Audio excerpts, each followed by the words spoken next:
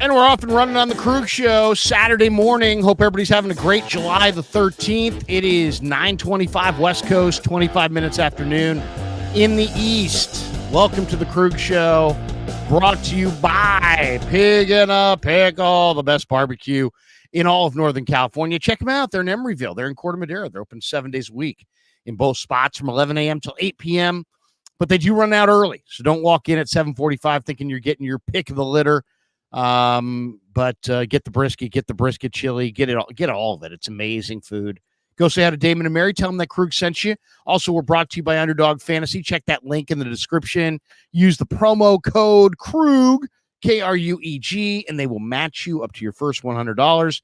And how could we forget our good friends at Sharp Corner Sports Cards and Collectibles? They're at 205 Cypress Avenue down in Pacific Grove, California, on the Monterey Peninsula. For all your sports cards and collectible needs, call my good friend Anthony Catania. He's at 831-521-5264. The coach is in the house on his regular spot here on a Saturday. Coach, good to see you, man. How are you? How's the studio going, man? Every time I see that studio, I think, man, that looks tight with the pictures and the light and the whole deal. It's my little bro, man. I love it, man. You know, it's been a long time coming. You know, finally got out of the Al Qaeda cave that I was in with the pink wall. Yeah, we're just working. You got to put work into this stuff, as you know, right? Yep. You know, you took the flags down, had to put up the whole situation, you know. Yep. So I feel like the followers and the supporters, you know, they only going to take us as seriously as we take ourselves. So if you don't put in effort and actually show that you give a damn, you know, people aren't going to take you seriously. So, you know, it's not just the takes. Exactly. It's the whole presentation of the channel and everything we're doing on YouTube. Bacon and eggs, breakfast croissants. Says the Super Bowl run begins now. Let's go, Coach and Larry, the best podcast in the biz. Well, there's no question that before we get rolling and talking Niners, for those people who maybe are stumbling on this for the first time, and I always think of those people because you know, we got a lot of regulars and it's really cool. But there are people that just kind of stumble on it for the first time, see me tweet about it, see you tweet about it, see us, you know, mention it on our channels and stumble onto it in the algorithm, and are like, hey, what is this? So, Coach, why don't, before we get rolling, you know, of course, both of us do content creation channels centered around football and maybe most specifically the 49ers. But, Coach, give people an idea of what you're planning on doing this year with your channel in regards to the NFL season and how you want people to interact with you. You know, I know you do a number of different live streams with me, with Grant, with others. Give people kind of a rundown of your schedule and what kind of content you're putting out on your channel. That's a great question, man. I'm glad you asked that. Well, number one of the things that I wanted to do is have my own content. Being a guest is cool. It's awesome, but being able to hold your own and be able to put out your own content is something that I feel like is respected on this platform. So one of the things that I'm going to start doing with the season is getting into that film. We're going to start breaking down the games, start breaking down the teams, and really start just dealing with actually what's happening on the field. I feel like at times we get a little too narrative happy, and we don't necessarily just deal with the literal X's and O's and what we're seeing, right? So that's something that we're going to get into. Me and Tom Jensen have our regular shows on Wednesdays at 5:30 Eastern, where we're going to have the Faithful Review, where we have an introspective about what's going on with the season and the latest and greatest with where we stand as a team. Also, I have some things that we're going to set up with Marco Martinez. Me and him are going to be able to kind of get into that narrative stuff, but more from a top-down football perspective. You know, I really want to kind of shift the narrative of like the tabloidy type situation of like what's going on with contracts and stuff like that. You know, it's good fodder when you don't have anything to talk about. But Sure, once the season starts, Larry, there's no excuse. Like there's so much good football and there's so much good news going on that you really don't have to, like, you know, swim in that soup, so to speak. So The breakdowns, me and Marco are going to get going. Me and Tom, as usual. You and I, and you and Grant. What we're going to start doing is having our pre-recorded shows and dropping on videos. So that's a lot of the stuff that I want to do. Obviously, there's a lot of just formatting things that I'm going to start doing. We've already we've gotten the audio together, thank God. And literally, we're going to have a call-in show. So you're going to be able to get a number and literally get on your phone and call in. So a lot of people don't feel comfortable with the format of just getting on camera, Yeah. So Yeah. there's times where I feel like more people would just say, look, I'd call in, and we're going to make that available this season. So there's a lot that I want to do this season. And I oddly enough, I have not been on YouTube for a year yet. It feels like forever, but I have not had my channel for a full year. So Wow. yeah. So And how many subs so far? 4260. Nice. And it hasn't Yeah. even been a year. Yeah, that's Yeah. awesome. So everybody, if you've already liked and subscribed over here on the Krug Show, do Coach a favor and let's rev up his numbers a little bit. It's not a dual stream today, but it's right there on the screen for you. Bang bang _49. Go to Coach's channel and hit like and subscribe over there. And anytime you hit like in the algorithm, it just helps more people. It generates something that kind of kickstarts the algorithm and shows the videos to more people. So if you hit like, that just grows the stream. So if you're sitting in the stream right now, if you're sitting in the chat, please hit like and then hit subscribe and hit that notification bell. And if you do, every time either one of us goes live, you'll get a mention. Hey, Coach is going live. Don't miss it. Boom. Krug's going live. Don't miss it. As far as my channel, I'm going to do mostly Niners this year. We'll cover a little Warriors. We'll cover a little Giants from time to time because I'm a Bay Area sports fan. But it's going to be mostly Niners. And as soon as Kev gets back from Europe and we get training camp underway, it's going to be daily film from practice, interviews from the podium, locker room interviews, recaps of practice, recaps of media sessions every day from camp. Mondays, Grant and I go live in the afternoon. Damon and I go live in the mornings. Tuesday, Raj is in the house typically, and we go live with Raj from RSF 49ers. Wednesday, when the season starts, we'll bring back the call-in show with the great Kev Krueger joining me on Wednesdays for the call-in show, and I always love that. And we've gotten away from that because Kev's been in Europe and he had a rough, busy last semester of college. And I told him, hey, look, enjoy your last semester of college. We'll do more call-in shows next year. So we're gonna get that rolling in July with camp starting. Thursdays are gonna be big because Dieter's going to be in the house. Wednesdays, Damon will be also back. Fridays, Damon will be back. Chase Sr., Coach on Saturdays. Lots of videos throughout the week. We're going to have a number of interesting people this year joining the channel, including JT O'Sullivan. So JT O'Sullivan is going to join us. We'd love to do something on the regular with JT.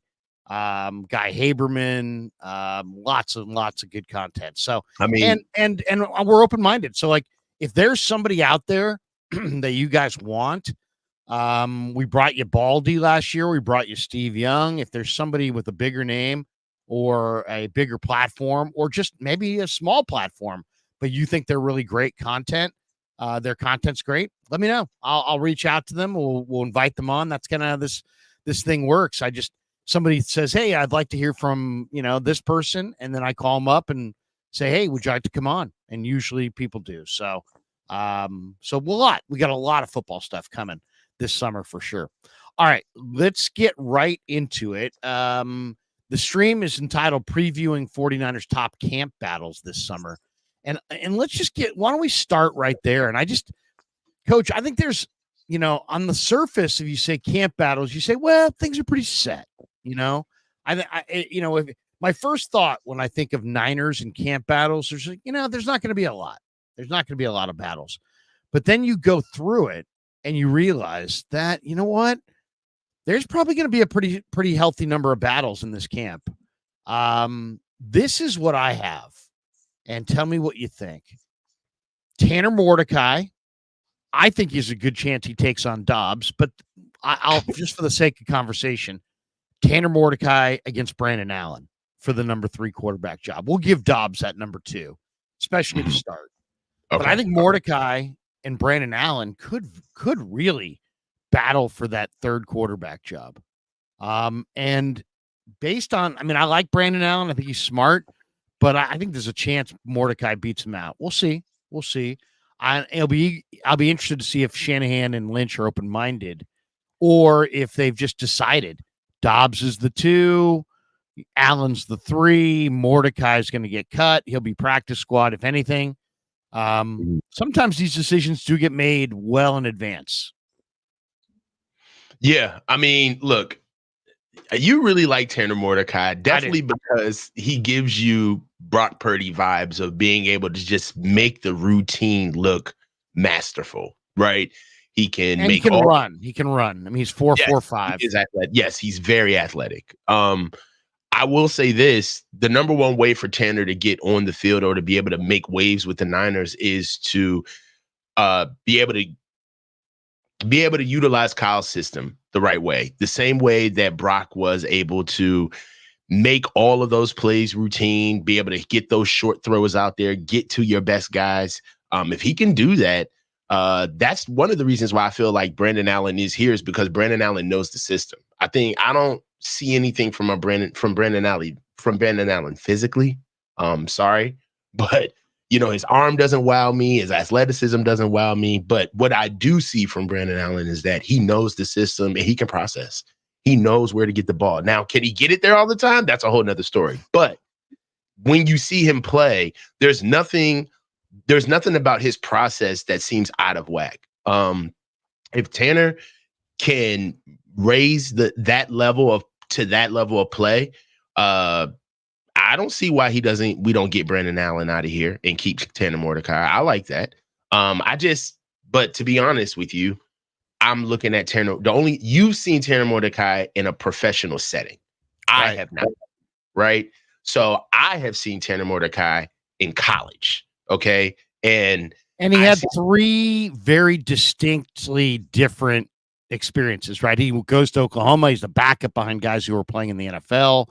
He goes to SMU. He puts up massive monster stats in a wide open Sonny Dykes, spread.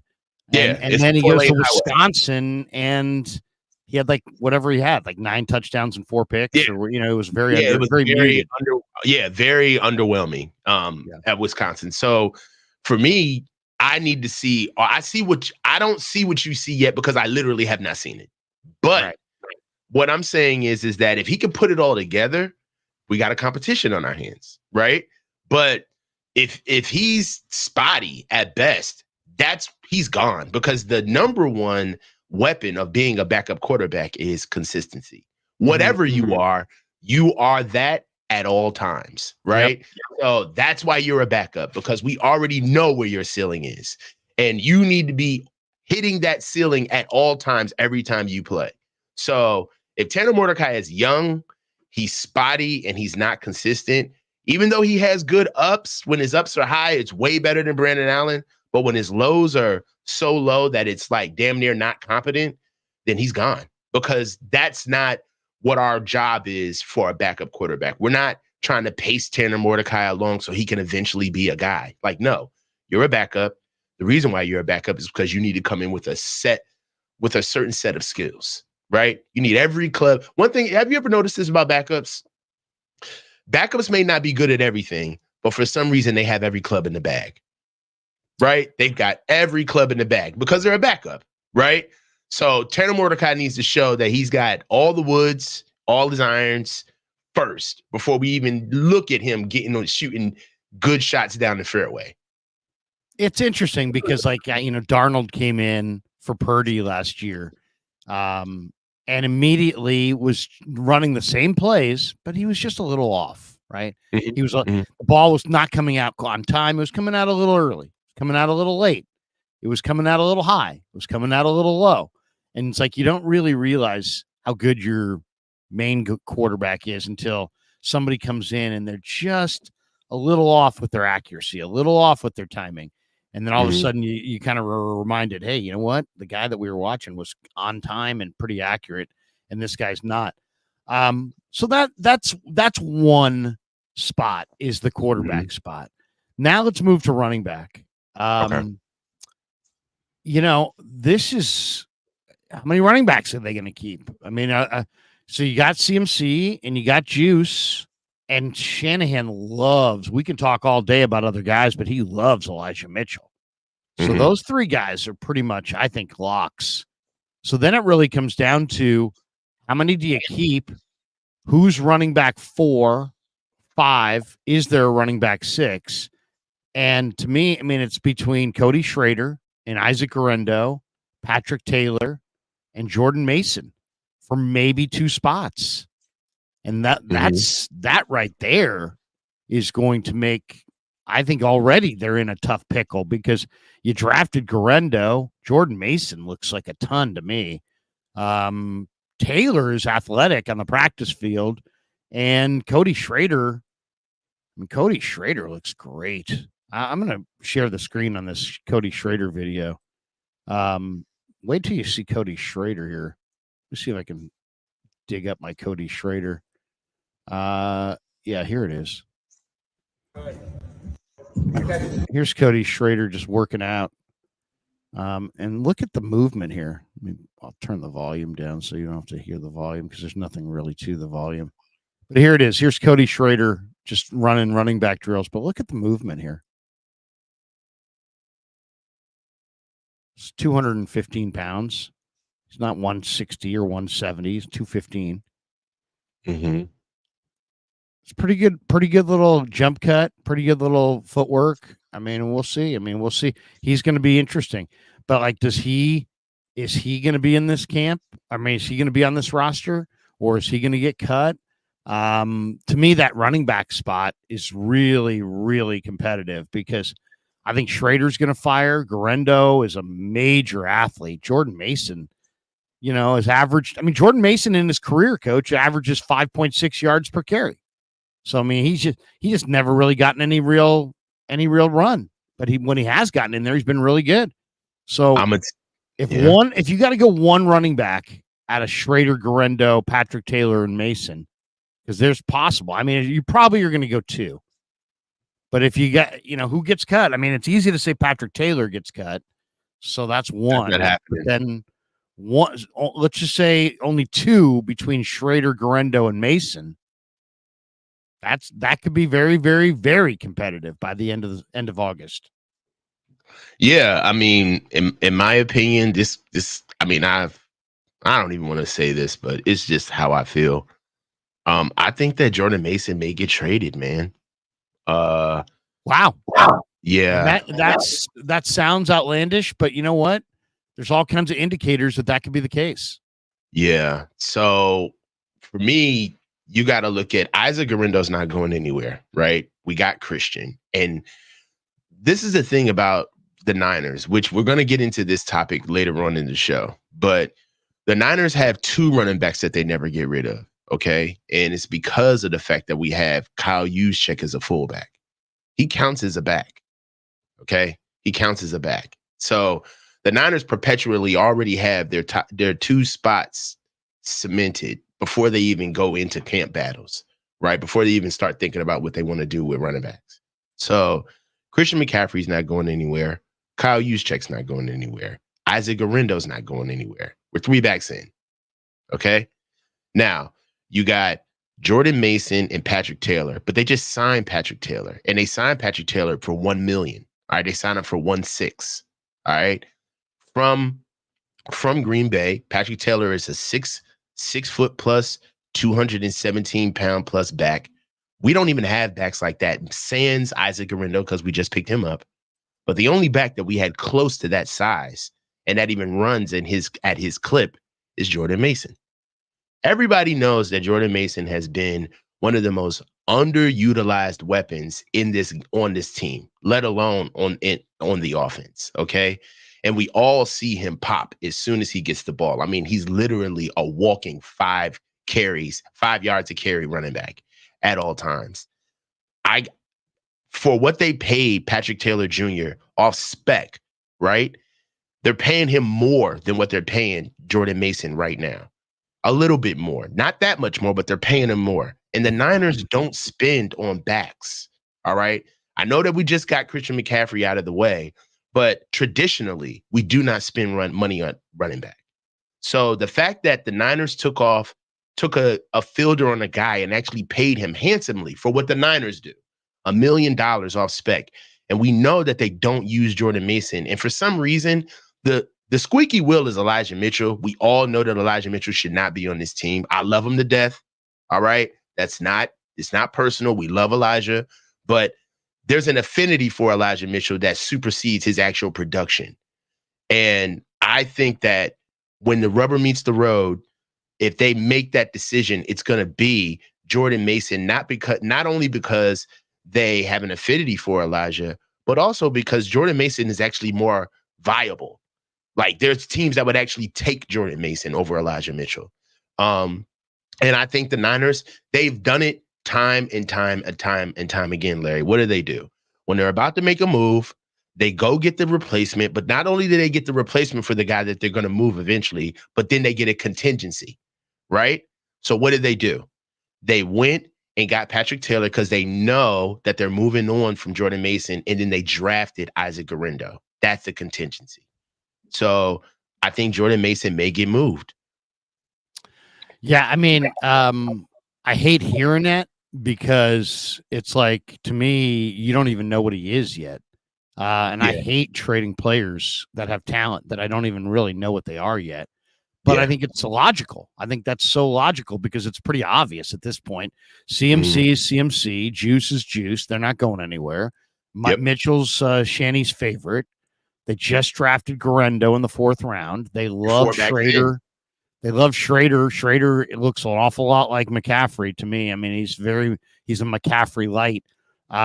So I'm looking at that going, yeah, you know, if you're telling me that only 2 running backs between Schrader, Guerendo, Jordan Mason, and Patrick Taylor can make the roster, I'm going to say it's Guerendo and Schrader, and that Taylor gets cut and Mason I think Mason's, I agree with you. I think Mason's too good to get cut.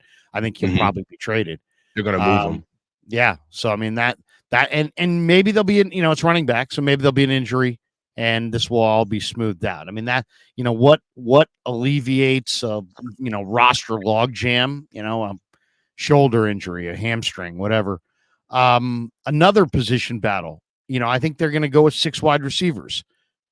Ayuk, Debo, Juwan Jennings, Ricky Pearsall, Jacob Cowing. Those 5 for sure are going to make it. So who is the 6th wide receiver between the rest? And that would be the speedster Danny Gray, the possession receiver Tay Martin, the return man, sure-handed receiver and Ronnie Bell, Terrell Owens' son, who's very, very raw, Chris Conley, who was a significant special teamer on Super Bowl Sunday, and then Trent Taylor, who was signed, to at least compete for one of the return roles. What do you think? If they keep a 6th wide receiver, who's going to get that 6th gig? The guy who got the most trust. With receivers, it's all about no block, no rock, and you need to be multifaceted.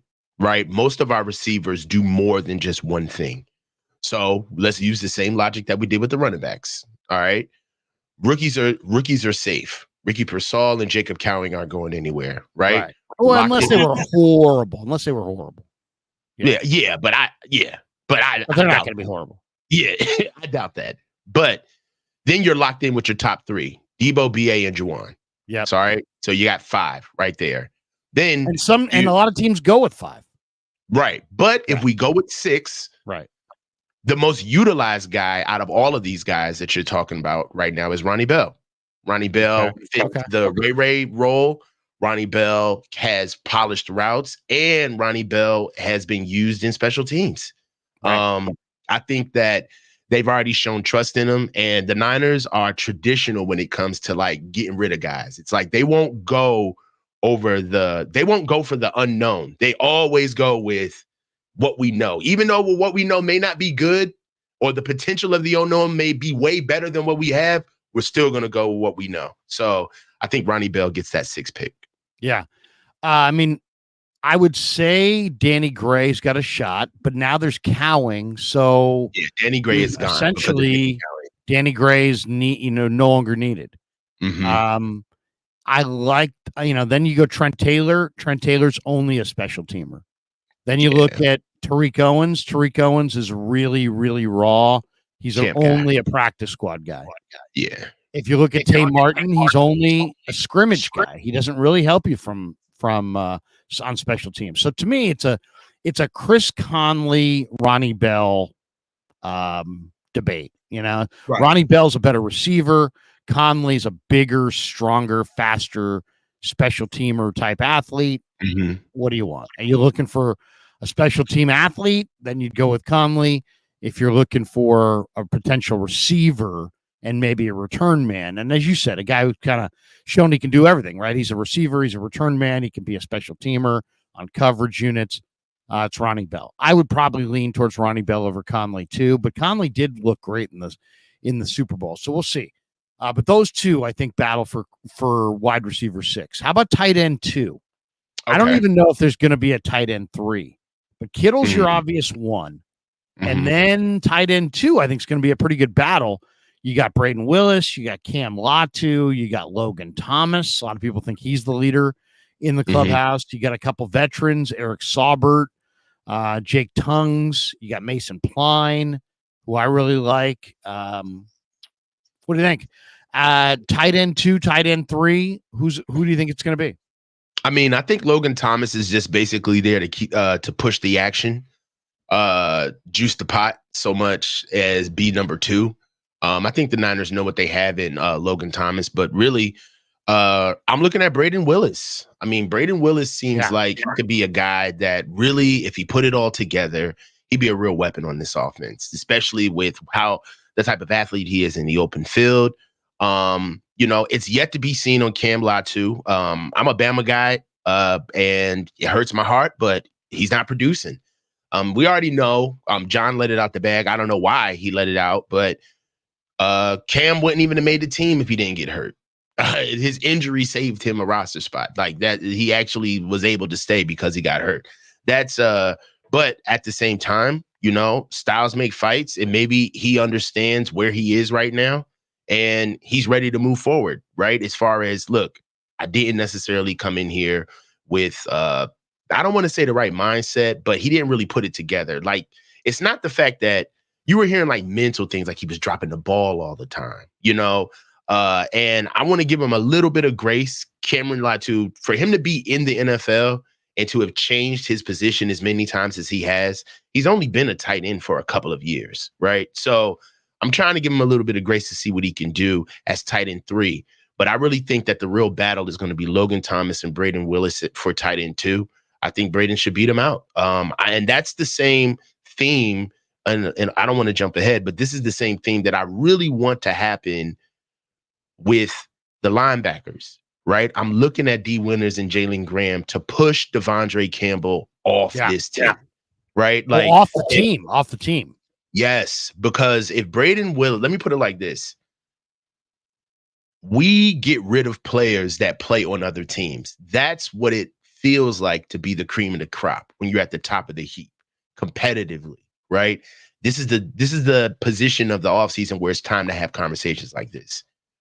We want to be able to see good competitions, right? Not Friday night fights, man. We want pay-per-view bouts on these competitions to make sure that what's the sense of Logan Thomas coming in here and then beating out Braden Willis, beating out Cam Latu, and he's our number 2, but Logan Thomas is really ass for real. And the reason why that he beat them out is because they're nowhere as good as Logan Thomas, and now the whole room is as bad as is worse. But nobody knows that until we start seeing it on the field. You see what I'm saying? Like Logan Thomas should not be able to survive on this roster. I want Braden Willis and Cameron Latu to push him off this team. I want him get pushed out. He's old. He's played the position too long, and he's not a championship player. So we got and he's had injuries. Exactly. So this speaks to our development. This speaks to are guys that we drafted. That says something to me that if Devondre Campbell, a guy who's walking around with bad knees and he's got 2 big injuries, okay, and he got let go of 2 teams, and both times he blamed the organization. If he can come here and beat out D Winters and beat out Jalen Graham, I'm not going to look at that as, oh man, Devondre Campbell, man, really looks like he's geared up to have a resurgence of his career. I'm looking at our team like, Jesus Christ, dude, you couldn't beat this guy out. Like, what does that say about us? You guys been here 2 years. He just showed up. So yeah, totally. I'm with you on that one. I actually see it more at tight end than at linebacker. I think there's a very good chance that Logan Thomas doesn't make the team. I mean, Saubert, Tongues, I think those guys are just guys. Yeah. But I love what I've seen out of Braden Willis. Braden Willis is going to make big plays down the field in the pass game. And then they may go with only 2 tight ends, especially if they go with Garendo as an extra running back. There's a chance that they only go 2 tight ends. But if they go 3, I think it's either Pline or Latu. And maybe it's Latu with Pline on the practice squad. Or maybe it's Kittle and Willis, and there's only 2 tight ends, and Pline's on the practice squad, and Latu and Thomas get cut. But I definitely think, and then there's always the chance that somebody around the league, Mo Alley Cox or somebody like that, somebody that you really like at tight end gets cut and maybe jumps in line over here. But I do think Braden Willis is tight end too. And I like Pline, and I got hope for Latu in year 2. Logan Thomas, Saubert, Tongues, I don't feel as good about. Tongues is just a guy. Saubert to me looks really stiff. Logan Thomas, I like him as far as big, tall, athletic guy, but he's had some injuries. I just think that it's Willis's time to be tight end too. He's looked really good. I mean, he's making lots of plays down the field in the pass game, and he looks very natural catching the ball. I think he could be, a real force, not just like a backup tight end or a Ross Dwelly. Be a real guy. I think Ross Dwelly had good hands, so he was the backup. But this guy's way, way better. This guy's got way more talent than Ross Dwelly. How about right guard? Feliciano, Burford, Dominic Pooney. Do they go conservative and give it to Feliciano? Forrester, Chris Forrester kind of suggested that Burford maybe has the most talent of the group. Pooney, to me, seems like ready to roll, like a guy who's ready to step in and play. But who knows? I mean, to me, this might be the most interesting, there might be favorites for some of the other jobs. I don't know that there's a favorite for this one, because I think if Pooney plays great, they're going to put him out there. Burford looks amazing. He's going to be out there. If they don't, they'll lean on Feliciano. But I get the sense that, this is anybody's gig to take. Yeah, I'm excited about this, man. We finally got some movement at O-line. In theory, I would like for Dominic Pooney to win this right guard camp battle. But he's got to show consistency. And the Niners have shown that they will play interior linemen out of position. I mean, look at Aaron Banks. They had Aaron Banks at right guard when they first tried him out there, before they moved him over to left guard. I'll put it like this. It's all about bang for your buck. John Feliciano is getting paid 2.2 a year, 2.2 this year. We know Colt McKivens is locked in. And we're forgetting that Jake Brindle is not back, Larry. He's not back. So, well, what do you mean? He's on the roster? No, the core injury, that injury that he had. Didn't he have a surgery? I thought they said it was lower back, but it could have been core. Yeah. But either way, he's hurt. I think he hasn't played in the offseason. He's on the roster though. Yeah, but he hasn't done anything. I mean, as far as like been back in football, doing any type of football working out. I think there may be a competition at center. I think there's definitely a competition, but I have that one between Like I like Feliciano at center, but talking to him last year, he's like, I'm better at guard. Okay. I Drake? think Brendel might battle Barch and Drake Nugent for center. Yeah. I wouldn't be surprised. Like if you told me that Dominic Pooney was the starter at right guard and that Drake Nugent was the starter at center, that would not shock me. And Yeah. yet that would be two really young, two That'd be a rookies. young O line, but It we'd would be be. much faster. That'd be a faster O line. We'd be much more physical. Yeah. We just have to see if Drake can put it all together with this offense. This offense is really tricky to be a center in, because first of all, it's not only that we just run wide zone, but we run everything. Okay, so we run trap, duo, we run outside zone, inside zone, we do it all. A little bit of veer, and one thing that I know from playing center myself is being able to call out mics against cluttered boxes that are always anticipating run, because sometimes guys shift in, they shift out, and that could be hard to call out that mic as a young center, looking at those fronts, and being able to do your job. So if Drake Nugent can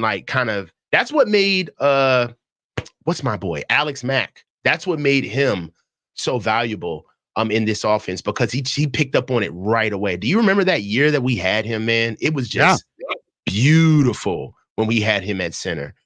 We almost were all hurt that he retired early.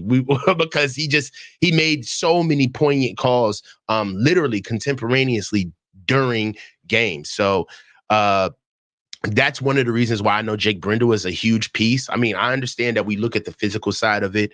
He leaves much to be desired sometimes in being bull rushed, and that Cincinnati game, we can all talk about it. But what he lacks in physical prowess, his mental acuity far makes up for. And that's what you have to have at center. I would love, and that's one of the reasons why sometimes you see centers where you're saying to yourself, like, why don't they put in like the physical guy? Well, the physical guy can't run the plays.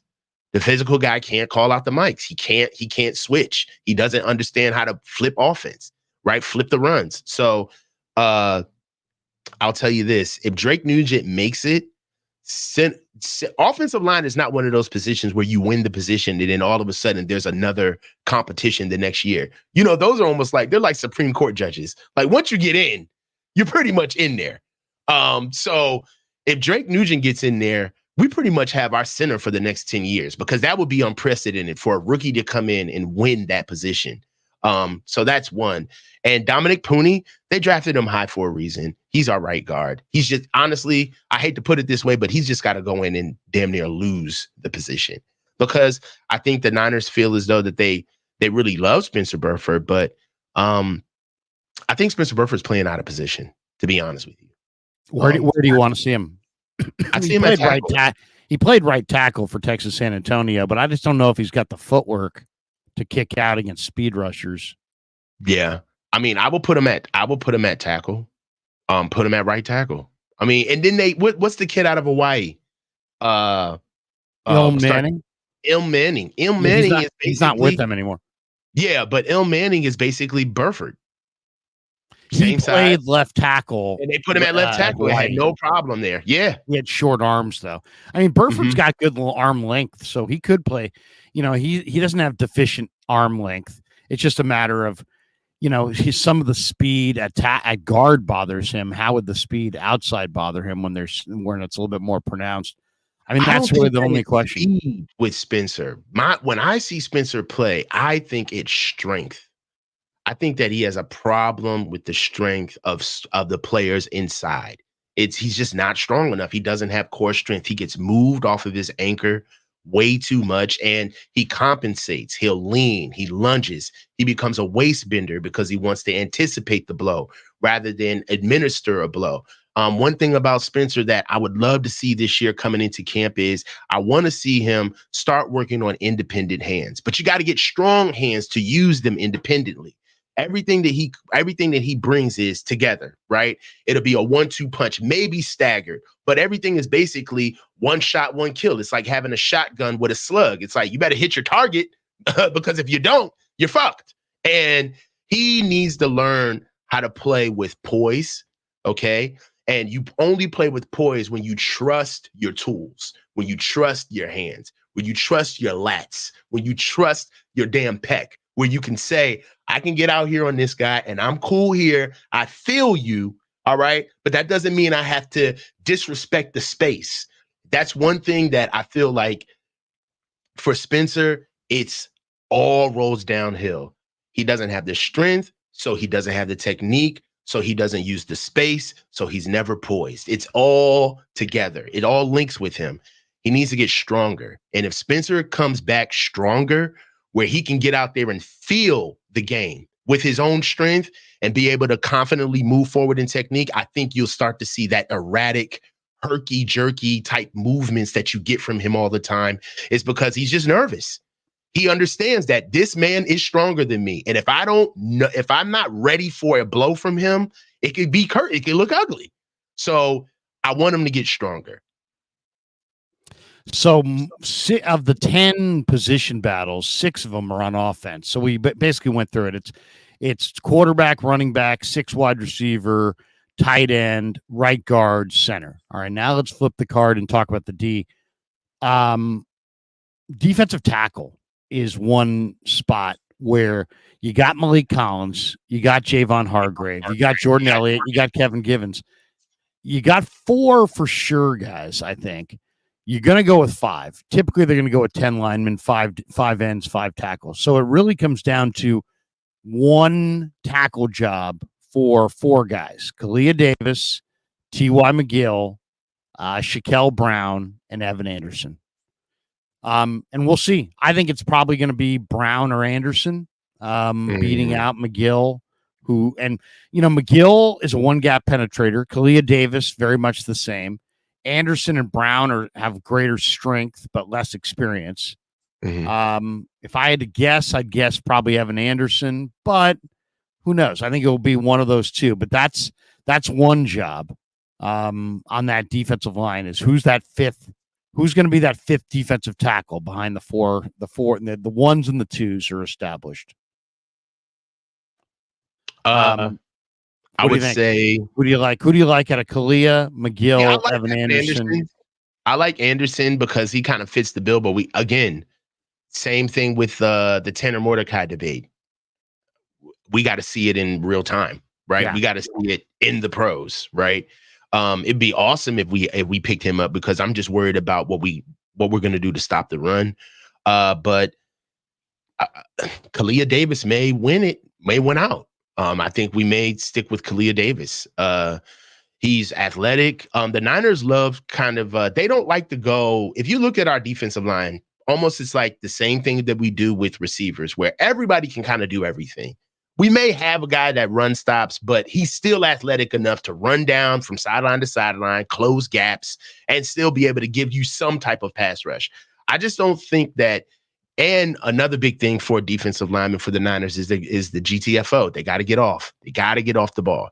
I think Kalia Davis is, out of all of those players that you just named, I think Kalia Davis has the best get off. I think Kalia Davis knows exactly the process and knows what Coach Forrester wants. And the Niners it's already locked in stone. The Niners are already paying him $1 million this year. So for me, the interior guys will be Jordan Elliott, Kalia. I'd say Collins and Hargrave on the ones. Yeah. But Anderson's strong. McGill's a penetrator. He's the veteran, kind of been around the block, bunch of different teams. Kalia's got big talent as a multi-dimensional defensive tackle, but he's had the bum knee. And then Shaquille Brown may have the greatest strength of the group. We'll see. He definitely is strong. The another job that I think is going to be really interesting, and you kind of referenced it already, but who is going to be? I mean, the Niners run a 4-3 defense, but really, there's a lot of it's a 5-man surface a lot of times. It has the look of a 5-2 front, and Fred Warner and Dre Greenlaw were the second level run defenders. Well, now Greenlaw's out, and he's probably out at least until Thanksgiving. And so you got Fred there. Who's Mhm. the second linebacker in their 5-2 front? Is it Winters? Is it Campbell? Is it Jalen Graham? I don't think it's Demetrius Flanagan Fowles or Curtis Robinson. I think they're more special teamers, but Mhm. Mhm. that to me is going to be a really interesting battle. Is it Winters, Campbell, or Graham? Because we've been told by Fred Warner that Winters has had a great offseason. I got That's what. told Yep. by Sorensen that Campbell most likely is the starter to begin practice as that second backer. So he's the leader in the clubhouse. But my eyes tell me that Jalen Graham's better than both those guys. So I don't know. Well, to me, this is going to be a very interesting battle. Graham versus Winters versus Campbell to be the starter opposite Warner. Mhm. Well, one thing that we got to look at as well, Larry, is there's also another linebacker in there that got signed by the Niners. The Niners have done a little bit of sneaky work on people that they've looked at. They scouted. One thing that we're big on is grabbing guys who played against us. That's one thing the Niners are really big on. They get guys that they've seen play against us, and they're saying to themselves, "Oh man, we got him inside of our enclave. Just imagine what we could do with this guy." They picked up Ezekiel Turner from the Arizona Cardinals, paid him 1.15. All right. And he's the third highest paid linebacker that we have right now. I think that they're going to keep him, and it's going to be Devondre Campbell and D Winters to Jalen Graham. And we have to bring up the rear with Demetrius Flanagan Fowles because why? Multifaceted. Not only can he play the position, but Demetrius Flanagan Fowles is a special teams guy. So they're going to go for what they know. I feel like Zeke Turner's going to stay. Dean Winters and Jalen Graham are safe. They're going to be here, and they got to have Devondre Campbell because I really believe that Devondre Campbell, remember, we lost Eric Hendricks. He was really supposed to be the replacement, all right, until he jilted us and left us standing at the altar. So if they went and got Devondre Campbell, for sure they're locking him in because they don't trust what they had in the building already. So let's see. But that's how I see it. Devondre Campbell's going to stay. Zeke Turner, because they played against him, they already see something that they like in the kid. D Winters and Graham are good because they're babies. They just got drafted. And Demetrius Flanagan Fowles they go with what they know. He's going to be there for a special teamer, and they know the consistency is there. Campbell is I think the strangest offseason acquisition, just from the standpoint you have Winters, you have Graham, you just drafted Tatum Bethune. You're gonna have Greenlaw coming back at some point, you would think. So yes. To me, I thought the Campbell signing was a little over the top. Yeah. Free safety wise, who's your starter at free safety? I mean, this might be the biggest battle of any of them because Fonga's most likely going to be out for week 1. You got George Odom, but he's a special teamer. You got Malik Mustafa, but he might be a box safety. Is it Jair Brown with Mustafa at strong safety, or is it maybe Jair Brown at strong safety and Renardo Green sliding over if he doesn't get a starting job at corner? To me, all this talk about signing Justin Simmons, I understand that talk now because you're looking at really no established veteran there.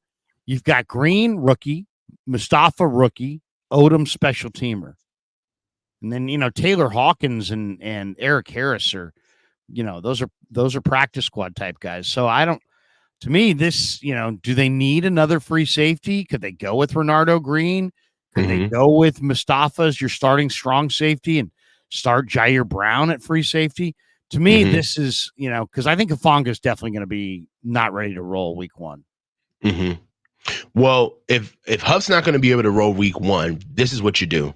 You keep 6 corners and you keep 4 safeties. Okay. Yeah. So you keep Renardo Green as a corner. All right. He builds out your 6. But if and when you can bring him over. Talanoa Hufanga right now, if you want to just go with experience, time on task, Talanoa Hufanga is our best safety on this team right now, even though he's hurt. Right. So Huff is good.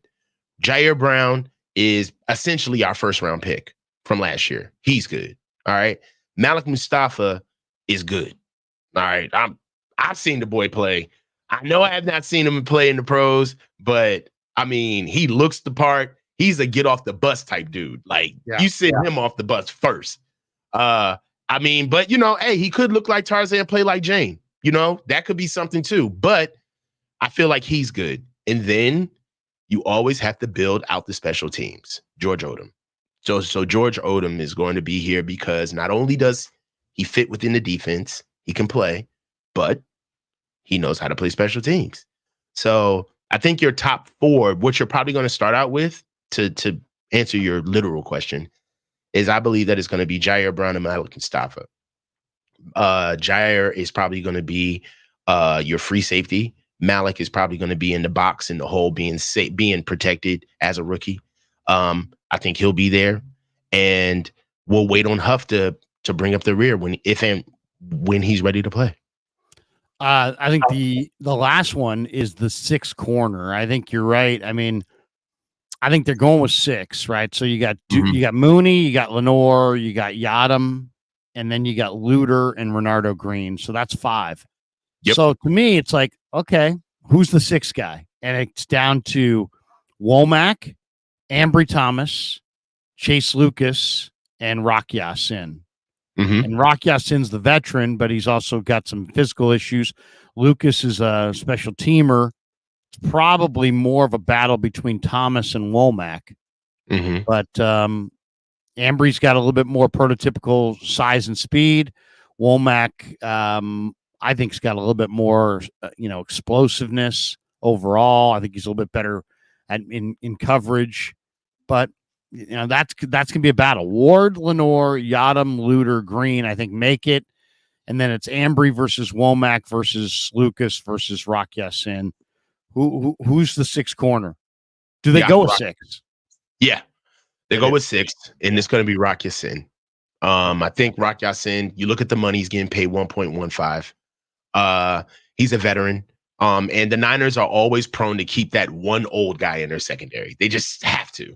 Rock Ya-Sin is somebody that knows how to play inside of our defense. And yes, he's had some injuries, but I don't think he's going to be playing much. You look at Isaac Yadam and Ronaldo Green. Right now, those are going to be probably your 3 and 4 corners. Right now, the only reason why Darrell Luter Jr. is not where I believe he should be on the field is because I just think that they don't have a use case for him. Mooney Ward is their big one-on-one man corner. That's what they do with him. But I've said this to you in previous shows, man. Like if it was up to me, I'd have Darrell on one side, Mooney on the other, and stick Demo over there at that nickel. That's what I would do. But we got to see how it plays out. I think Rock Ya-Sin is going to be that 6th corner to make the team. And I just feel like these other guys are they're not going to make it. You look at the money right now. We already know Demo and Mooney are good. Isaac Yadam is good. Darrell Luter Jr. is good. Ronaldo Green is good. So that's how I see it. It's interesting. I saw Mayoko at a baseball game a few weeks ago, or maybe a month ago now, and I mentioned it was like the same week they had signed Rock Ya-Sin, and I mentioned Rock Ya-Sin, and I kind of liked him. I liked him in college. I think he's got ability. I know he's gotten a few stops around the league. He questioned whether or not he was healthy. So I don't know how healthy Rock Ya-Sin's knee is. That will be a big factor. But if Rock Ya-Sin's healthy, I think he's probably probably good enough to beat those guys out. All right, a couple other things I want to hit here. One, give me a breakout offensive player and defensive player, or I can go first if you want time to think about it. Sure, but I'm going to go Jalen Graham on defense. I really think he is the bust out player, and on defense, and then on offense, I'm going to go with Drake Nugent. And I know a lot of people would say, wow, that's crazy because Drake Nugent's an undrafted free agent. And you've got, Pooney was in the 3rd round pick and Pearsall in round 1 and Cowing in round 4. And, you got guys, all kinds of guys you could go with who are higher rated. But, man, Drake Nugent has looked really good in the practices. Now, it's just practice. But, I mean, he's he's putting the two-hand shiver on some of these defensive tackles. He's lifting them off their cleats. He plays with leverage. I know he's a smart player. Brendel, I think, is a little underpowered. Barch, I think, is a decent player, but I think Nugent might be a better prospect than Barch or Brendel. And I actually feel like Nugent may have a better chance to start than even Pooney, who was drafted in the 3rd round, just because there's Feliciano there at right guard. And I think Feliciano they really like, and he's coming off a good year. But I could see Drake Nugent on offense and Jalen Graham on defense. Like, we get 3 weeks into camp, maybe we're a preseason game down, and you're saying, wow, who's opening eyes? I'm going to say Jalen Graham and Drake Nugent. Who are you going with, Coach? Offensively, I'm going to go with Isaac Garendo. And one of the reasons why I love Isaac Garendo is because he's a big, fast athlete that Kyle can get into space. Yeah. I think that he's really going to pop once he gets Isaac Garendo in those H-back situations, moving on screens, taking those tunnel screens and those now routes. Just putting the ball in his hand and letting him run forward, right? Like, I also feel like one thing that we haven't had is we haven't had a mainstay as a returner. Like, we just don't threaten teams anymore in the return game. I think Isaac Garendo can be something that could be huge for us with the new kickoff return rules that are going to be coming in the league this year. And then also we may see him in punt return. I mean, one of the things about a player like Isaac Garendo is a guy who's got tons of speed, and all you need to do is just give him the ball and get out of his way, in a sense, as far as getting him into the open field. Kyle loves players like that. And if you don't believe me, what do you think Deebo Samuel is?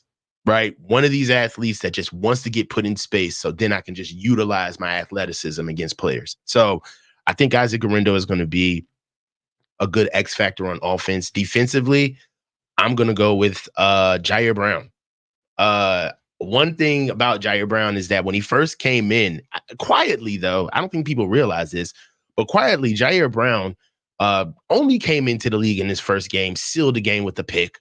Like, one of the things about him is that he struggled early on, but as he kept playing, he kept getting stronger. And it was a really short menu of playing time, if you really think about it. And what made me really encouraged about Jair Brown for what I think that he's going to do this year is that, number one, listen to how he's talking now, as far as he's grizzled. He's not a vet, but he's definitely an NFL pro player now, right? He's been to the Super Bowl in his rookie year. He's had the advantage of being to the mountaintop and seeing what it looks like. He's seen Oz.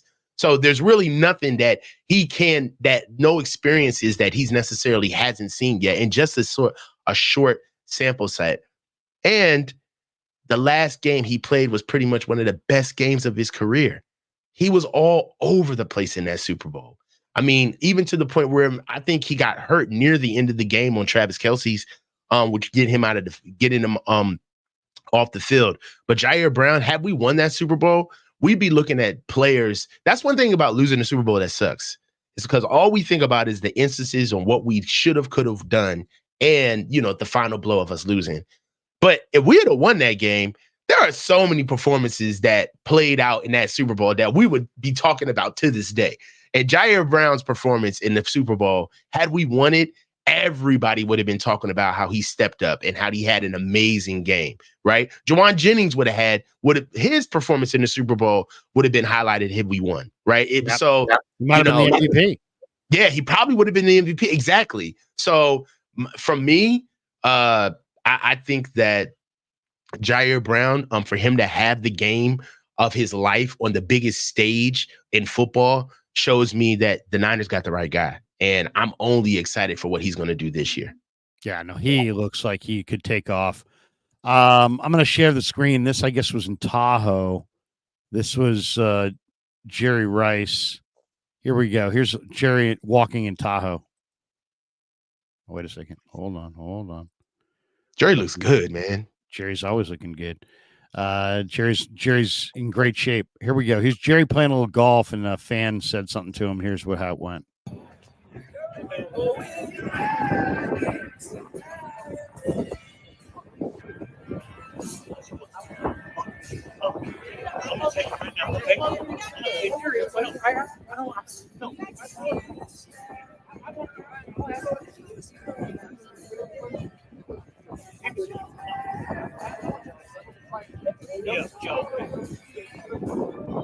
If you want some, come get some.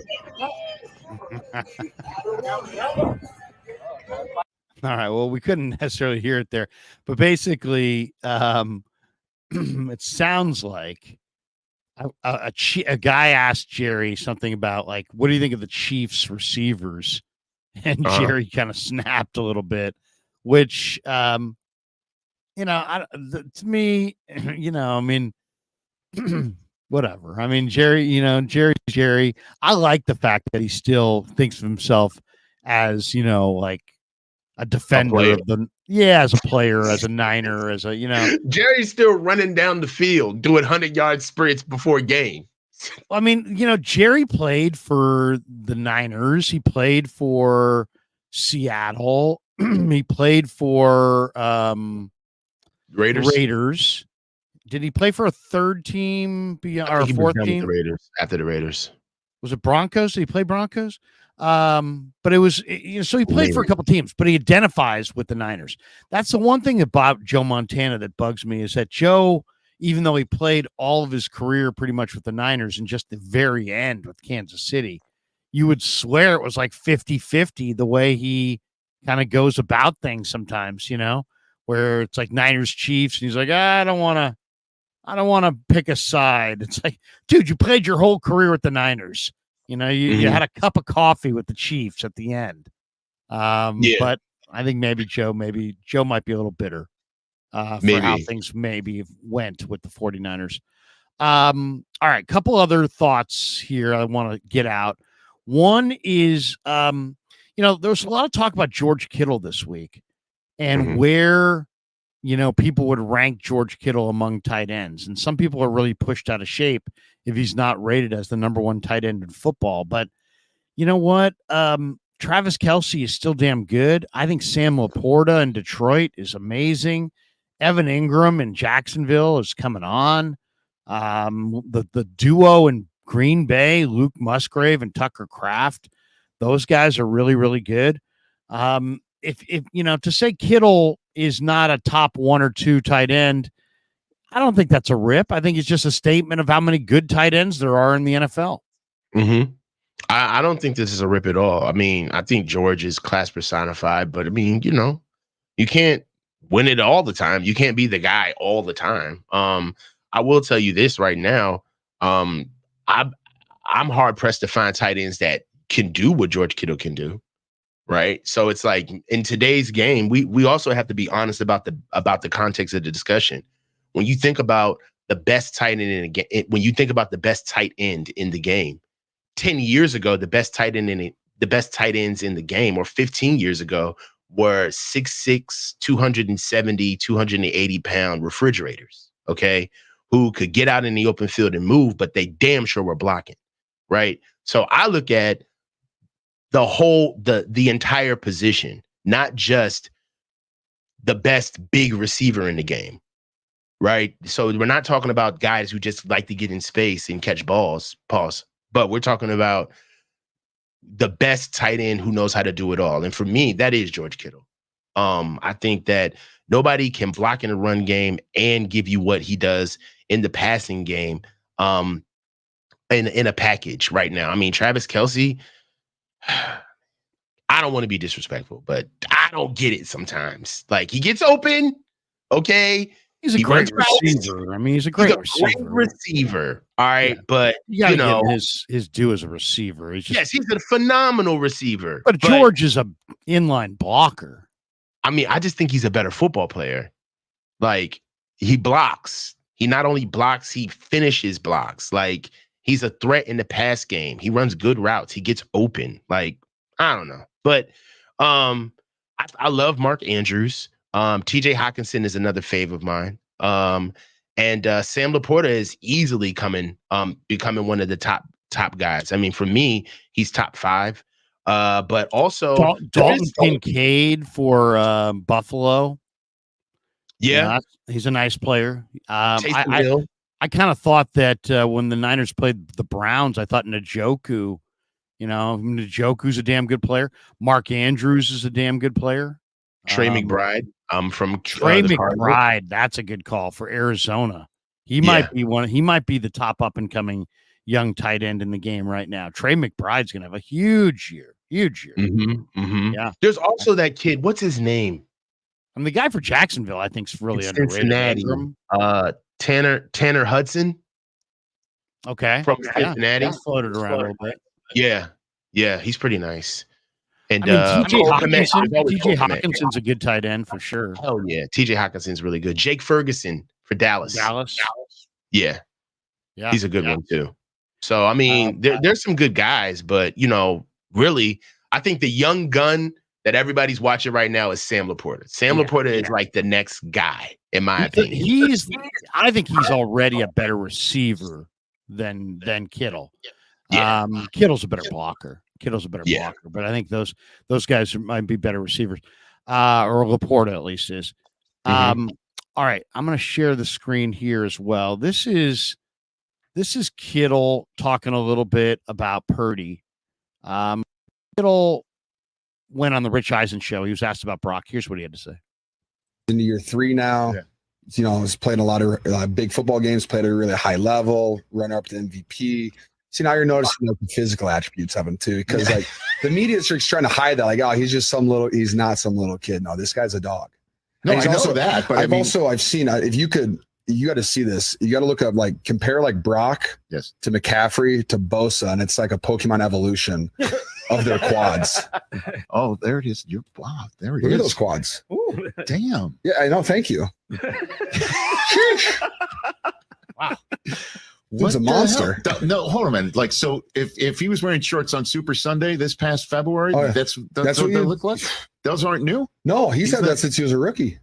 You guys just don't see it because the media tells you he's just this little kid wearing what is JCPenney's backpack. You just got to see it for yourself, Rich. Well, he's an assassin, though. He is. I know. Give me a good story about him. Maybe the first time you're like, all right, I see this. Whenever we have rookies come in, there's absolutely zero hazing, but I like to banter with them to see if they're going to actually talk back to me, or are they going to be like, guy, because I am George Kittle. I've been in the league for 8 years now. Brock's first day, I hung an Iowa football shirt in his locker, which was phenomenal. And he instantly takes it out because he's like 2 lockers down from me. He goes, you put this in here?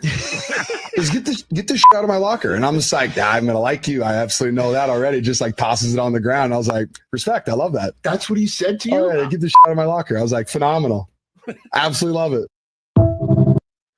I love when the players talk about their teammates, but I do think, Coach, that if there's one part of Brock's game that people kind of overlook, they just look at him and say, he's a small little guy, but he actually is 225 pounds and he's pretty jacked. He looks like a small guy, but he stands in there in the pocket like a guy who weighs close to 230.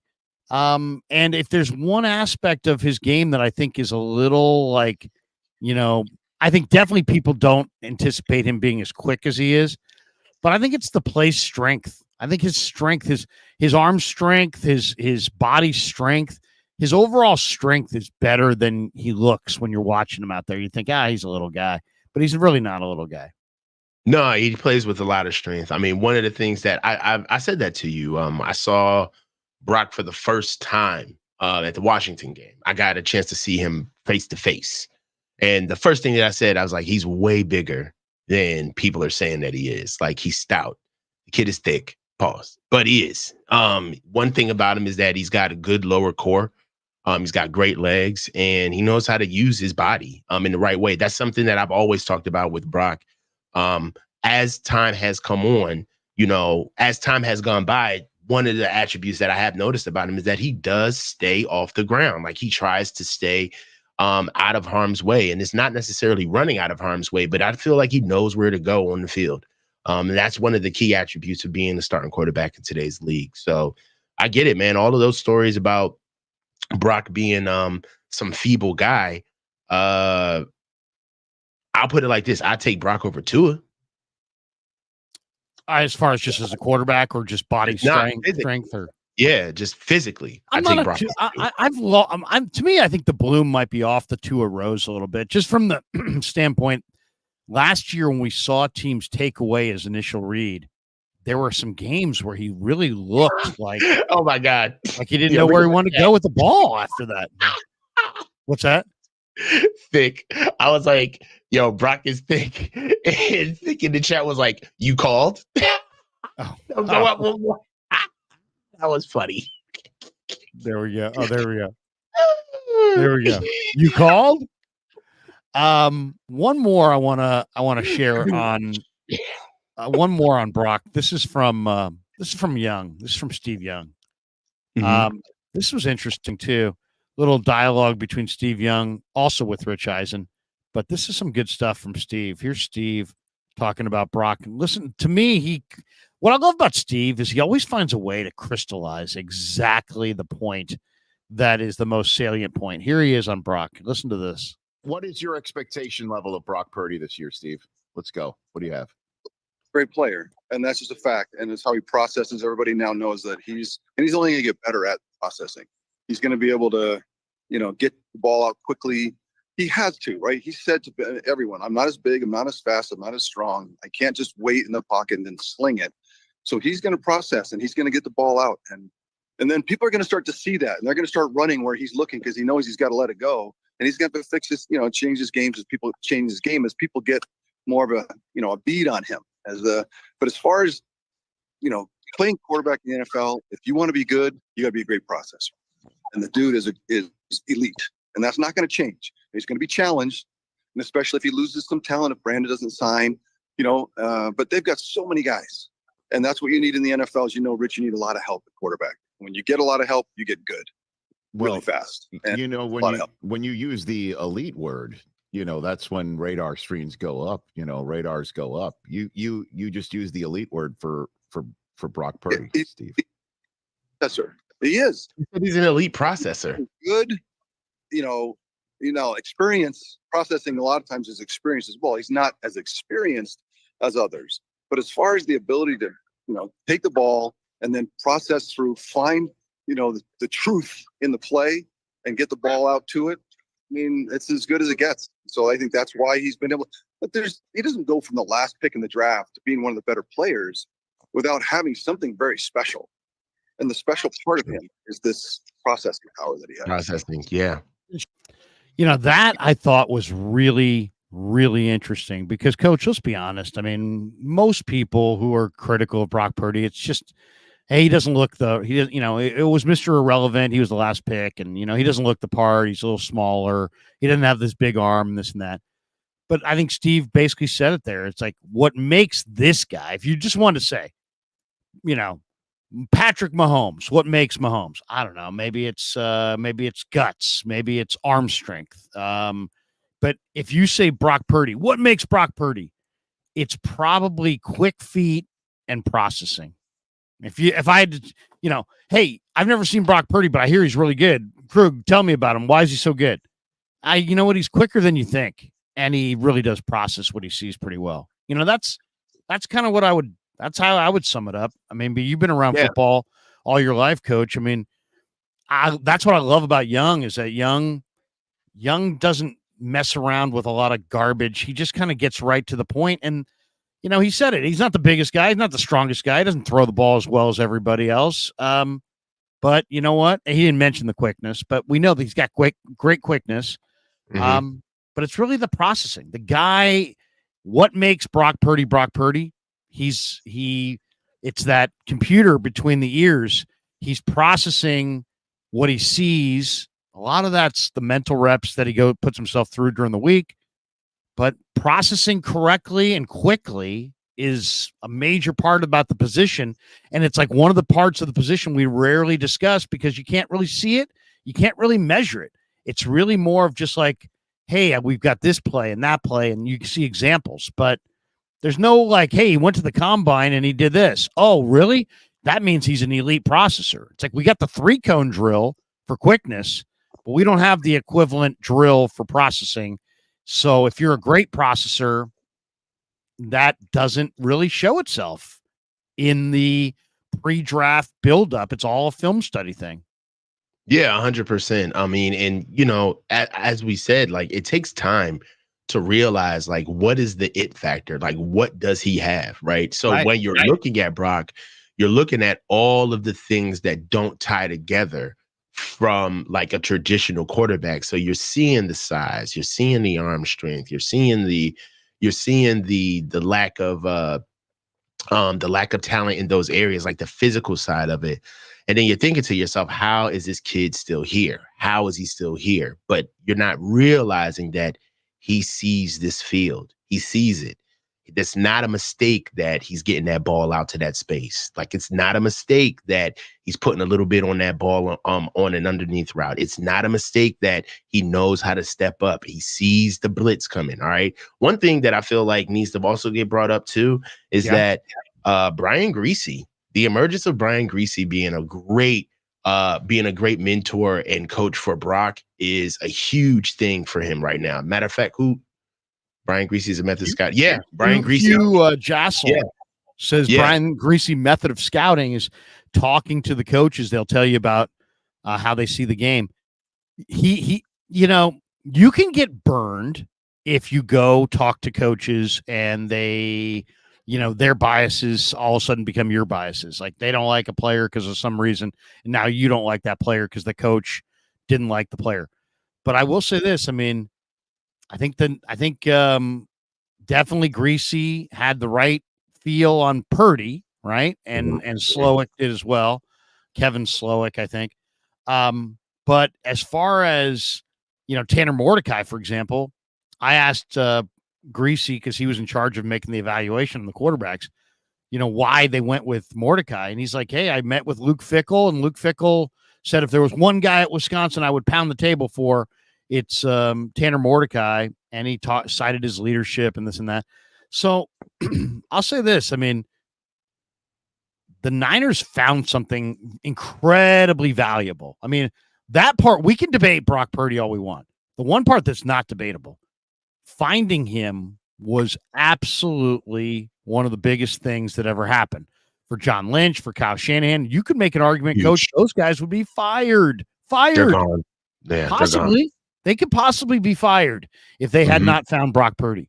Yeah, because they had Trey on their hands. Right. They missed on Trey. Usually you miss on a quarterback in the top 5, and usually you get fired. And they didn't get fired. And they didn't get fired for Brock Purdy.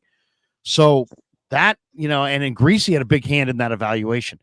And I was mentioning this to Griese the other day when we talked to him. I'm like, if all Griese does is have a good eye for quarterbacks and can find a 7th round quarterback like a Brock Purdy and got a job for the rest of his life. And let's say Mordecai is an NFL backup, right? He's not going to be a starter, but let's say he's an NFL backup of note and he's the Niners' number 2 quarterback. That might be all that Brian Griese really needs to contribute to justify him being a really valuable part of the organization, because quarterback evaluation is so hard. So hard. No, it's so hard. And if you get it right, there's so much benefit. Yeah. Yeah. So many people benefit off of a quarterback being a hit. Right. So many people, the entire team. So one thing we got to realize is that if Brock is what he's trending to be, we got to start looking at how the team is going to be reshaped afterwards. Right. And I'm excited for it. In what way, Coach? And you say shaped. What are we going to do offensively? We can't have 2 $30 million receivers. All right. Once he's paid 50, 60 or whatever. Yeah. Yeah. Yeah.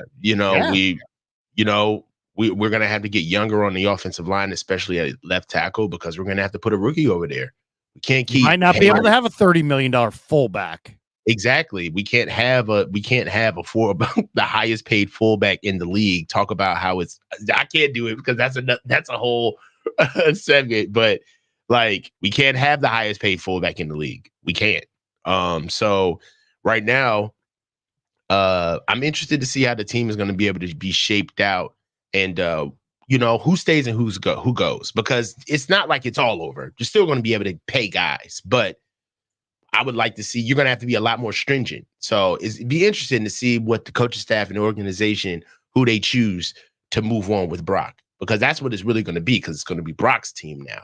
Once he gets that 60, it all runs through Brock, right? So it's going to be about what's the best thing for him. You mentioned Juice.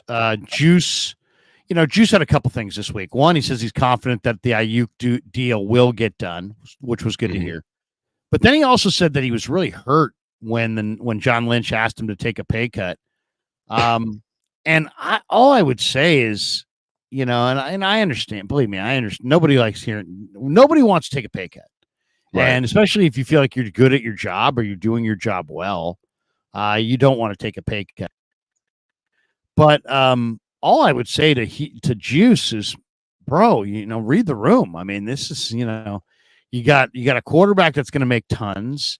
You got, multiple number one players at their position in the league on your team, from Trent Williams to George Kittle and others. It's like you got all these great players everywhere you look. You've been making a ridiculous amount of money for a number of years, and you were hurt and surprised that John Lynch came to you and asked you to take a pay cut. I mean, in my mind, this is probably Juice's final year with the Niners, and maybe his final year at the pay. I mean, they paid him $21 million, which drew a lot of criticism from many people for paying a fullback that much money. And he's been a good player for them, but read the room. I mean, it's an expensive roster. The quarterback's going up from 900,000 to probably 60 million. The third, the expensive fullback is probably a luxury item this team can no longer afford. Yeah, I mean, look, man, it's rich, man. It is rich. Like, you have an analog skill set in a digital world, and you have the nerve to be hurt when we say, not that we want to throw the typewriter away, but can we just move it to the corner? Can we the typewriter can't be in the middle of my desk sitting in front of my MacBook. Can we just slide it over to the side, and then we can use you every once in a while like we always do when we want to put out those old-timey letters to Mima and Papa every once in a while? Like, dude, relax, my man. You're the highest paid fullback in the NFL, and the Niners, even with the pay cut, he's still the highest paid fullback in the NFL. And they asked him for a $1 million pay cut. Like, come on. Enough is enough. And take the $1 million from your wife being endorsed to run her entire business shilling off of your friends, by the way. But we're not even going to go there. Like, bro, relax. Like, stop this. You're lucky to be here, bro. You're signing on the group project. Just be happy you're here, bro. Like, it's just enough. I wouldn't even have taken this position. I wouldn't even taken this position against Juice had he not. He's just tone deaf. He's very tone deaf. Like, have some self-awareness, my man. Right. You're wild. I mean, read the room. I mean, you're getting close to the end. And you've been incredibly highly compensated. Yes, you've been taken care of.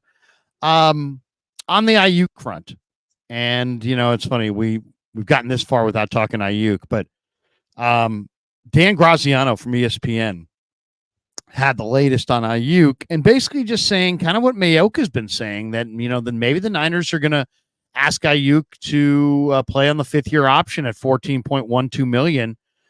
Which is the 5th-year option for a wide receiver. And that's his cap number this year.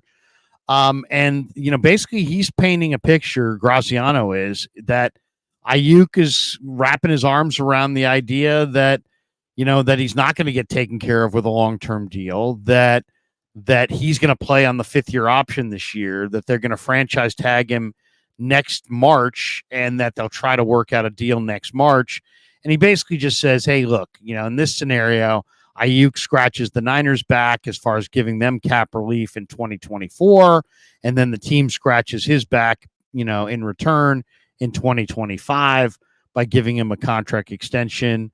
To me, Coach, not only is this, I think this is the right move. I really do. And we've talked endlessly about it, but I really do think this is the right move. Why? Because if you sign Ayuk to some monster contract, you're assuming he's going to be the number one receiver. But what if Debo outplays him? And then now you've got to get rid of Debo at the end of the year. Or what if, forget Debo outplaying him, what if Cowing and Pearsall are studs? I mean, like truly terrific players. What if like Pro Football Focus, Trevor Sekahema did a whole breakdown this week on Pearsall. And he thinks Pearsall was a terrific pick. He called the move brilliant to draft Pearsall. He says he can obviously run fast. He can run really good routes. He can catch the ball. Anyway, we'll see. We'll see. He says, it says at this point in the draft, wide receiver was the best talent value, Sekahema wrote. By drafting Ricky Pearsall, the 49ers gave itself a backup if Ayuk did end up being traded. And if Ayuk was back in the fold, they have even a deeper and more talented offense. Pearsall can play all three receiver spots with skill, speed, and toughness. So he really likes him. He thinks he's a brilliant pick. We'll see. Time will tell. But overall, you don't know what Pearsall is going to be. So since we don't know what Pearsall is, we don't know what Cowing is, we don't know what kind of year Debo is going to have. And if you sign Ayuk to an extension, a big money extension, that means Debo is leaving at the end of the year, no matter what. If you have Ayuk play on the 5th-year option, yeah, he might have some bad vibes about it, but at least you've got a competitive situation and you can still pay Ayuk at the end of the year. Or if Debo's better, you can pay Debo at the end of the year and trade Ayuk. Or if Pearsall and Cowing are literally Pro Bowl wide receivers, you could theoretically cut Debo and Ayuk. So I like the idea of making Ayuk play on the 5th-year option at $14.1 million. The question is this, and I throw it to you. If the Niners take that approach, does Brandon hold out? Or does he show up, play on the 5th-year option, and just come to grips with my big payday is not coming for a year? Or does he hold out, make himself, a major story, and only show up when he absolutely has to accrue the year? If the Niners play their card, 5th-year option card, how does Ayuk respond? Or what card does he play in response? I mean, if we're talking about consistency, then he wouldn't show up. I mean, you said enough to let it be known that, you're not moving off of where you want to be at from as far as compensation is concerned. And if BA is keeping the same energy, he didn't show up for OTAs or he didn't show up for the mandatory. So, yeah. I mean, in order to be taken seriously, I mean, business is still business. In order for him to be taken seriously, he would have to stay consistent. So I don't think he would show up. If the Niners were to tell him like, yo, you're definitely not getting paid this year, I think that, I don't know, like if the Niners told him you definitely isn't getting paid this year, it would be it would be in my best interest. I would show up. Like, there's nothing to talk about. Like, there's not even a negotiation. If you have a contract, like I'm on contract and they've shut down negotiations. So that means I just have to show up to work. That's basically what that means. So if he does show up week 1, for camp, one would have to say that that's probably what the Niners told him. And he bit the bullet and said, hey, well, what am I going to hold out for if there's no negotiation? But I feel like him holding out would kind of put it out in the open. Like, all season is one thing, but like I said before, man, like once the season starts, once that train leaves the station, that's it, man. We only thinking about who's here. This is only a good conversation right now because we don't have anything else to really talk about, right? But I even see the light at the end of that tunnel, right? The dead period's almost over, man. We're like 2 weeks out from camp. Oh, I know. Yeah, Starts, so it's I mean, here. the rookies report in 2 days or 3 days. Yeah, so I think it's Monday here. or Tuesday. Rookies Yeah. report, and the Niners will be on the practice field, I think, on the 24th or 25th. Yeah. So we're not talking about it anymore. Like now, this conversation is actually like pushing into real time now, right? Because camp is here. So really, the real question is Brandon Ayuk going to show up in 2 weeks? Right. And then it's also this, Coach. It's like we're now at the point of no longer discussing our positions. We're now exercising our decisions. So Our the options, 49ers go from, hey, we would you got a deal on the fifth year option at 14.1. We want you to play at that. Okay. Well, obviously they've been willing to discuss a contract extension because that's what's been going on. But let's just say they get to this point and say, you know what? We've exacerbated this. We've gone as far as we can go. Right. We're not negotiating anymore. We want you on the fifth year option this year. We'll deal with next year. Okay. So that's their decision, right? Then he's got to react to that decision either by saying, oh, well, we tried. I'm going to bite the bullet. I'm showing up and I'm going to do the best I can. And next year we'll take care of next year. Or he could play super hardball and be like, I'm pissed. I'm not showing up until I absolutely contractually have to show up to accrue the year. And then the question is, if the Niners' initial move is to say, play on the fifth year option, and his response is to say, that's fine, but I'm not coming into camp. In fact, I'm only coming into camp when it's the last second possible so the year accrues. Then the 49ers might have to go back to him and say, you know what?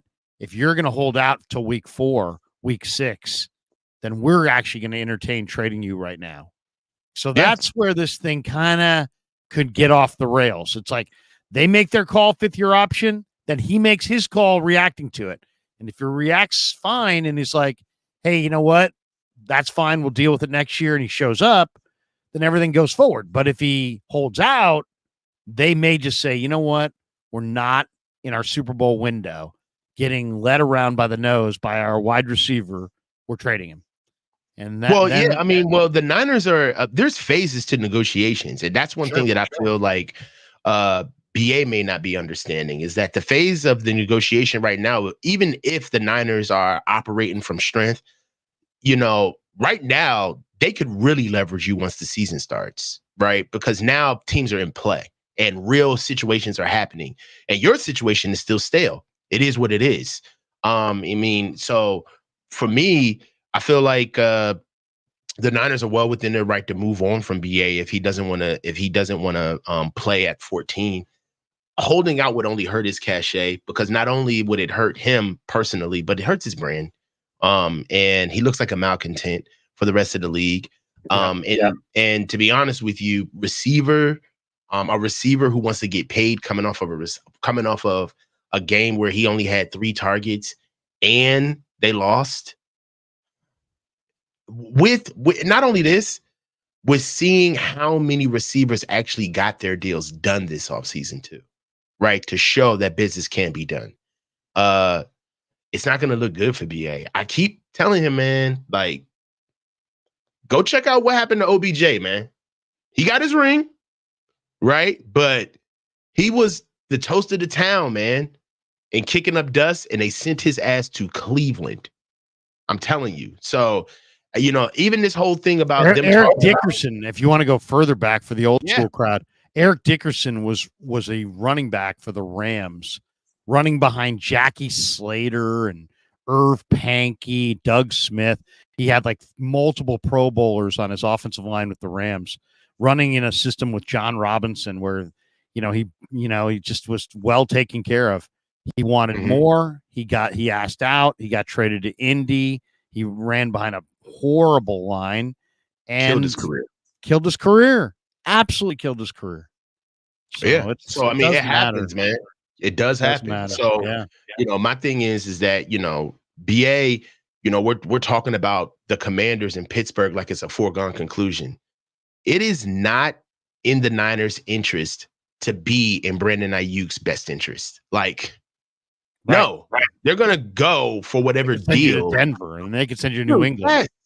Bro, we could send you to New England, bro. Like, Right. come on, man. We could send you to Carolina. Raiders. Like, You could be a Raider come on. tomorrow. Yeah, what are we Never- talking?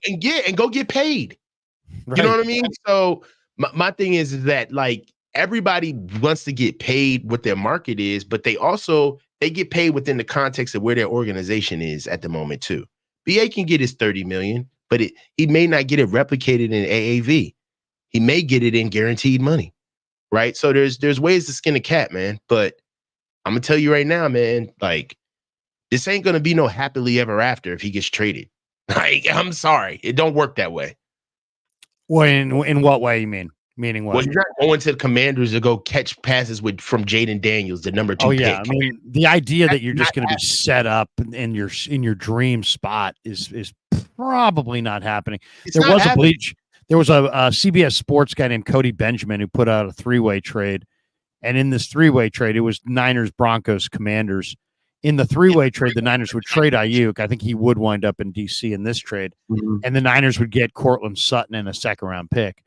I don't love that, but I don't hate it either. I don't hate it either. I mean, if it really, if Brandon said I'm holding out till week 6, and Denver's there saying Cortland Sutton and a 2nd-round pick, I'd pull the trigger on that and get down the road just because, you're in your Super Bowl window. You absolutely can't allow this thing to linger throughout the year. I don't think there's any question about that. Couple last ones though. Fantasy football sleeper. We're in that time of the year, and I'm sure you get this as well, Coach. Coach, do you play fantasy? No, I do not. You don't play fantasy. I didn't think so. I didn't think you played fantasy. Yeah. I don't play fantasy baseball. I have played fantasy football. Somebody was asking me, Krug, can you give me a couple fantasy sleepers on your stream this weekend with Coach? Because he watches regularly. Guys like, yeah. And I said, yeah, absolutely, I would. So I'll throw you a few fantasy sleepers and just tell me what you think, if you like any of these guys. The Kentucky running back who's in Buffalo, Ray Davis. Okay. Now, I know they have James Cook from Georgia, and James Cook's their number 1 back. But, man, all-day Ray is what they call Ray Davis, and he's a big-time back. He's got great power, great ability to pick and slide. I think he's a sleeper for you running back people in the fantasy draft. All day Ray Davis. The other one I think is a sleeper because I think the Chargers are going to run the ball a lot. They lost Mike Williams, they lost Keenan Allen. They don't have, they got Ladd McConkey, and they've drafted Joe Alt. They've got 2 of the best tackles now in football in Slater and Alt. They're going to run the ball. And they drafted a guy named Kamani Vidal from Troy State who had like 240 carries last year or something. He's a guy that has a heavy workload. They also have a couple other backs, Gus Edwards, and I think J.K. Dobbins is now a Charger. But Kamani Vidal, definite sleeper for the Chargers. He's a rookie from Troy. Definitely take a look at him. Blake Corum in Kyron Williams, obviously this Kyron Williams, but I think Blake Corum is going to have a good year with the Rams. The Rams got a little 2-0 because they're going to play both of those guys. Yes. They're going to play them a lot. I like the Chicago running back, Roshan Johnson. And I also kind of like the rookie running back who's replacing Green Bay's, or I should say is in Green Bay, Marshawn Lloyd.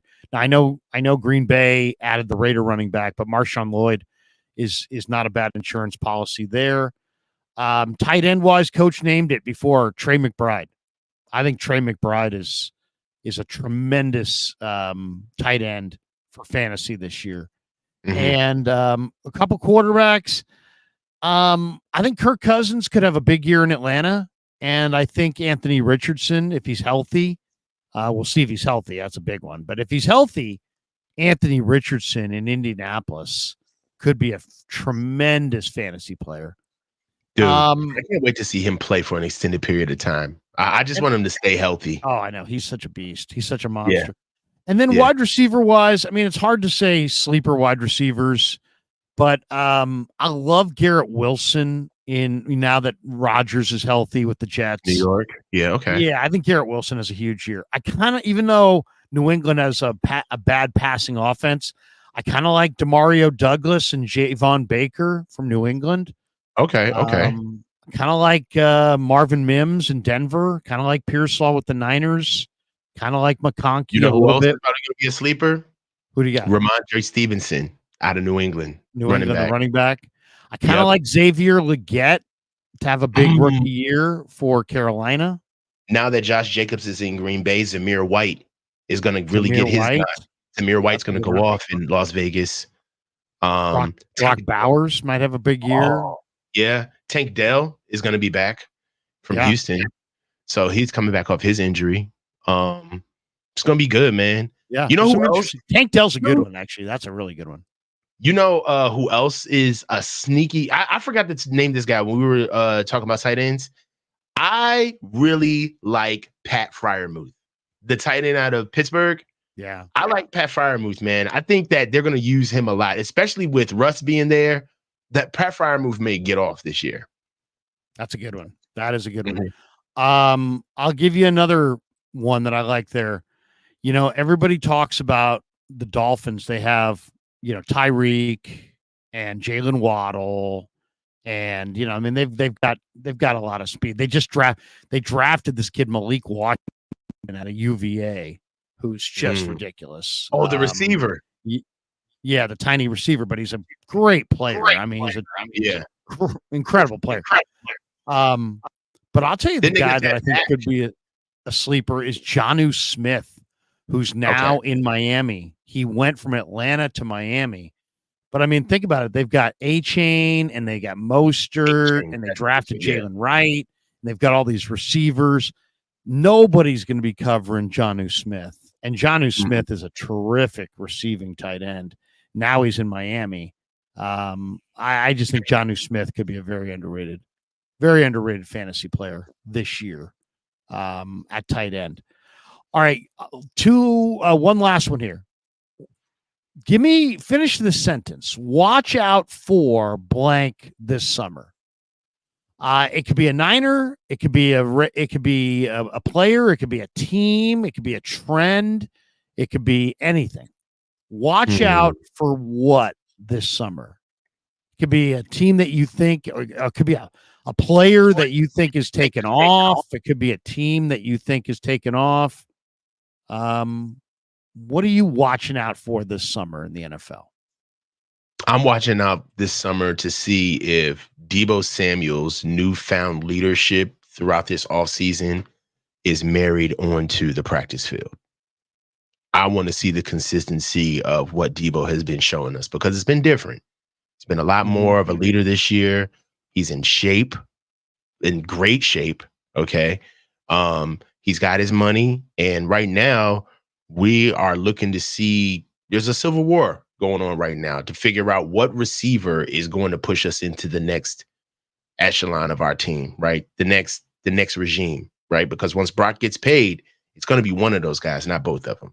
So I'm going to be paying attention to see if Deebo, the leader, Deebo, the come work out with me, be under my wing, Ricky Pearsall, be under my ring, Jacob Cowing.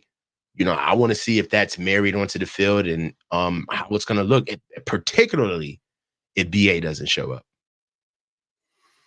I'm going to say a couple guys to watch out for. One, I think watch out for Malik Neighbors in New York. I think Malik Neighbors is going to just be awesome. Really convinced that Malik Neighbors is going to be a tremendous player. I just think that he's a home run hitter. He's a phenomenal talent. He's a phenomenal talent. I think he's going off right away. So I like Malik Neighbors to explode. And then I would say the other thing to watch for in the NFL is watch for the new return game. Who does it well? What kinds of returners do well? Are they the guys with the 4.2 speed? Are they the big fast guys like Correndo who can break tackles? Are they the sure-handed guys? Is it about getting up the field quickly? I think that's going to be a play that we're going to be watching and talking about a lot this year. And I think by the end of the year, we're going to have a totally different feeling about that play, and how to utilize it. So I think that's one. I think also watch out for the Washington Commanders. I mean, Jaden Daniels, I think, is a really good young quarterback. And they signed 20 veteran free agents. I mean, they're serious.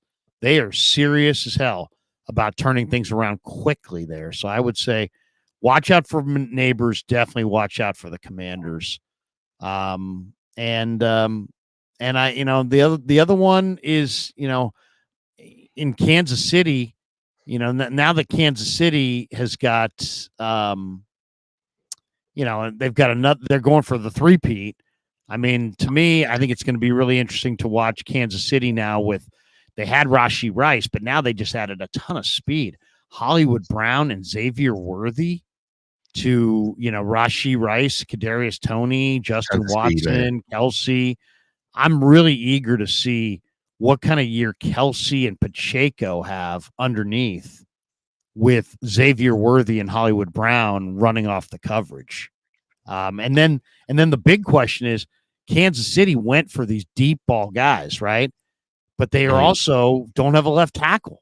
Is it Kingsley Sumatea? Is it Wanya Morris? It's going to be either their third-round pick in last year's draft or their second-round pick in this year's draft. And there's a chance that neither is great and that Mahomes is running for his life and that they can't really utilize Xavier Worthy or Hollywood Brown because they can't protect Mahomes well enough from the rush. So to me, that left tackle, the Chiefs are kind of in conflict. They went with a rookie left tackle situation and then speedy receivers that need Mahomes to have extra time. Something's got to give, right? He's either got to get that time and then all of a sudden watch out for Xavier Worthy, or he's not going to get that time and watch out for Patrick Mahomes taking hits.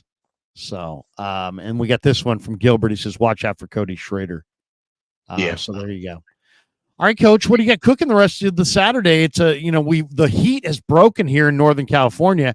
We had, like 109, 108. It was truly ugly. It's now today going to be like 79. So much different deal here. Weather 100%. It's in the 70s here too. I'm super excited. I haven't taken hand out, so we're gonna go out and go run. Gonna clean up. How far will Hannibal run before he's like, that's it? Oh, much so shorter now. So we pace out water breaks. He's 8. So he's 56 in other words. Yeah. So he's not what he used to be. But when I'd say like 1 to 5, Hannibal was like pulling me around. Like at 1. Will he run on the cement, or do you got to put him on dirt? Or because like Penny will, if there's blacktop, Coach, and like we're walking down the sidewalk and there's like a blacktop driveway, she does not walk across the blacktop driveway. She sprints across. Like the blacktop must be considerably harder on her hooves.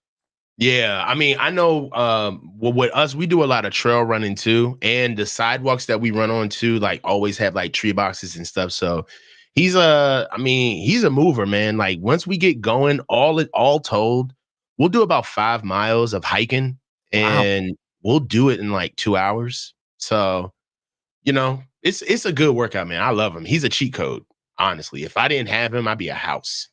So I love as far as staying in shape. What does Hannibal weigh? He's 160. Jesus, that's a big dog, man. Yeah, big boy. What he scares other people, I'm sure, quite a bit, huh? Because he's trained though. He's got a coat that he's got kind of a Rottweiler coat. Is that what it is, or how would you describe that coat? Fawn Brindle. Farm Brindle. That's it. Fawn Brindle. Oh, Fawn Brindle. Yeah. So he's got like a fawn coat, which is like the light brown, but he's got brindle on it.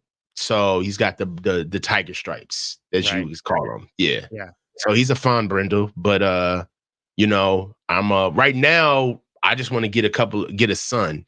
And once I get one of his sons, then I'll feel good about moving on from him because, he's got about 3 more years. He may give me 3 more years.